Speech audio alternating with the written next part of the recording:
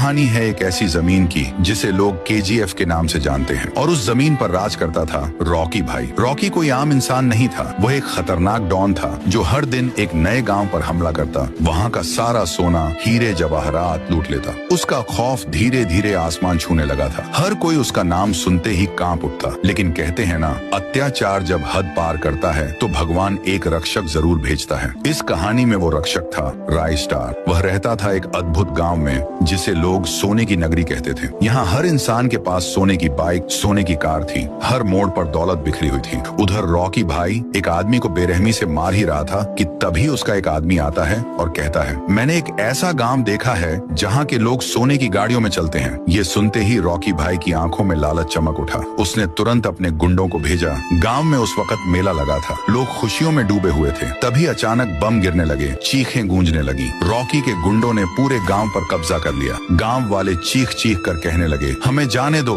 लेकिन उन दरिंदों को कोई रहम नहीं आया। गांव के एक कोने में छिपे हुए थे ज्ञान भाई। उन्होंने ये सब अपनी आंखों से देखा और सीधा दौड़े राइस्टार के घर। राइस्टार किसी से बात कर रहा था, तभी ज्ञान भाई हांफते हुए अंदर आते हैं। राइस्टार पूछता है, क्या हुआ ज्ञान, बहुत परेशान लग रहे हो। ज्ञान भाई बोलते हैं, गाँव पर हमला हो गया है, जल्दी चलो वरना सब मारे जाएंगे। राइस्टार बिना एक पल गंवाए अपनी लैम्बोर्गिनी निकालता है और दौड़ पड़ता है। उधर गाँव में एक गुंडा हंसते हुए बोलता है, अब कौन बचाएगा इन सबको। तभी एंट्री होती है राइस्टार की। जैसे ही आता है, दो गुंडों को हवा में उछाल देता है, तीसरे को पकड़ता है और कहता है, जाकर अपने बॉस से कहना जिस गांव पर वो कब्जा करना चाहता है उसका रक्षक मैं हूँ। वो गुंडा डर से कांपता हुआ भागता है और रॉकी भाई को सारी बात बताता है। रॉकी भाई गुस्से में दहाड़ता है, किसकी इतनी हिम्मत कि मुझे चैलेंज करे, अब तो उसे जिंदा नहीं छोड़ूंगा। अगले दिन फिर से हमला होता है, लेकिन इस बार हथियार नहीं, जंगल से निकले खूंखार जानवर गांव पर टूट पड़ते हैं। तबाही मच जाती है, सैकड़ों लोग मारे जाते हैं। सिर्फ ज्ञान भाई और कुछ लोग ही बचते हैं। रॉकी भाई जोर से चिल्लाता है, कहाँ है तुम्हारा हीरो